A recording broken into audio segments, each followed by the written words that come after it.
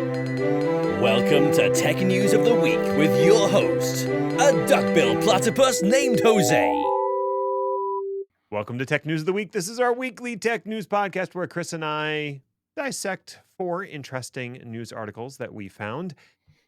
Chris, you had the honor of talking about DeepSeek in this week's main episode, so I will start with my thing, which is kind of your thing. Using photonics for quantum computing kind of makes sense. We at Chaos Lever sure love our quantum computing. In fact, Chris has dedicated several episodes to it.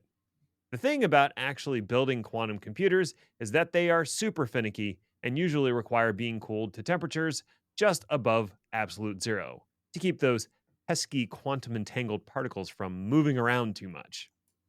The most common approaches are to use superconducting qubits or trapped ions. Superconducting qubits require those near zero temperatures and have struggles with decoherence. Trapped ions are slower to compute than superconductors, but tend to have longer coherence. But what about just using good old light, like photons and stuff? That's what Canadian startup Xanadu is working on with their quantum computer named Aurora. The computer is composed of rack-size units combined in a modular style, with the photonic qubit being constructed from laser pulses that are refined through fiber optics and lenses. The modular nature of the system allows it to be expanded and scaled, and only the photon counter needs to be kept at frigid temperatures. The company has successfully built a 12-qubit computer, which is admittedly not that impressive in comparison to the likes of IBM's Condor system that has 1,121 qubits. The devil's in the details, though, and just because you have that many qubits doesn't mean you can do anything useful with them due to decoherence and high error rates. Xanadu believes their technology can solve for both while using more COTS components that will eventually bring the price down for quantum computing to reasonable levels. Does this sound like a potential full episode around different quantum computing hardware architectures? It sure does. Chris, get on that. Oh, I'm sorry, I wasn't listening. I was decoherent. Funny. You're a funny man. Zuckerberg complains about Facebook meeting leaks in recent Facebook meeting leak. Honestly, that was my best shot at one-upping the original headline, which actually read, quote, "Everything I say leaks," Zuckerberg says in leaked meeting audio. Pretty good. The whole thing is very funny and speaks to how absolutely clueless and out of touch Zuckerberg is from his own company. If you're not familiar with the history here, Zuck & Co. used to host these whole company town hall meetings where literally anyone could say anything, and the C-suite would see it and would be able to respond to it in real time. But what kept happening was the little people kept getting out of line and saying things that Zuck didn't like, so now people can vote on topics for him to ramble on upon, seemingly with no preparation whatsoever. So you still do get an unvarnished Zuckerberg, and by unvarnished, I mean, my God, he looks terrible. Mm-hmm. How could a person look so much like a bag of milk? Zuckerberg is also mad and a bit mystified about how everything he says leaks. I have my own thoughts on the why, and they all boil down to basically everyone in the company hates you, Mark, and the direction you're forcing the company and society to go in. Which is exactly the opinion of basically all the comments on the linked article. Mm-hmm. I was going to quote one of them at length, but I decided to leave that as an exercise for the reader. I will say that one of them called Zuckerberg a pre-divorced shitweasel, which just chef's kiss. Absolutely magical. James Joyce couldn't have said it better. It would have said it with a lot more words. HPE and Juniper deal is in the DOJ crosshairs. HPE announced their intention to acquire Juniper Networks for $14 billion back in January 2024, about a year ago. This was intended to expand their network portfolio and reach out to more telecom customers. While it is a sizable merger, no one really expected a whole lot of trouble from the various governmental watchdogs, and up until last week, that did seem to be the case. The EU and the UK have both given their blessing, and everyone believed that the FTC in the US would do the same. But not so. The Department of Justice has filed suit in Northern California last week to block the merger from going forward, citing concerns about shrinking WLAN equipment market. For those who don't follow this sort of thing, and why would you, HPE bought wireless focused Aruba networking back in 2015 to augment both their WLAN and campus switching portfolio. When it comes to major players in the WLAN scene, it's pretty much Cisco at the top, followed by Aruba, Huawei, Ubiquiti, CommScope, and Juniper. Of those, CommScope I've never heard of, but the other ones should be pretty familiar.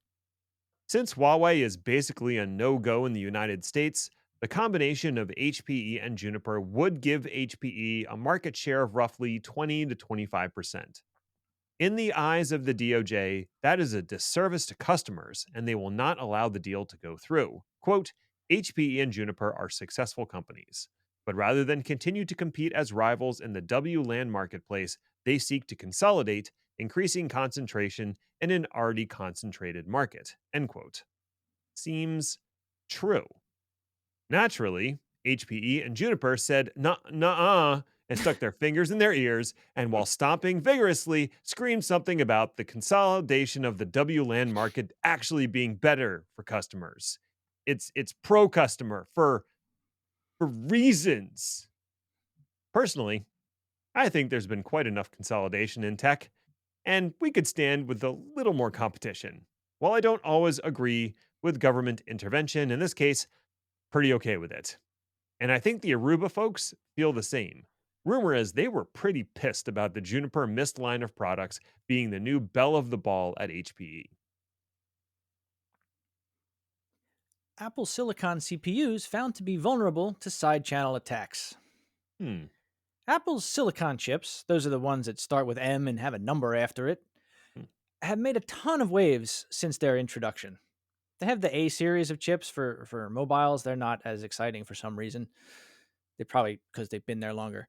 But anyway, the Silicon chips, the M1, M2, M3, etc., have outperformed their x86 variants competition in whatever test reviewers can throw at them. This week, researchers announced that they even compete in less august competitions. In this case, having security vulnerabilities. How exciting. Security researchers from the Georgia Institute of Technology in the US and Ruhr University in Germany detailed two attacks with the really, really tortured backronyms of SLAP and FLOP. SLAP, which is apparently short for, quote, data speculation attacks via load address prediction on Apple Silicon. It's not how acronyms work, people. Is it different in the German? I hope so. Anyway, SLAP relies on an M2 or A15 chip using a load address predictor. This feature tries to guess what memory the CPU will ask for next and goes ahead and prefetches it.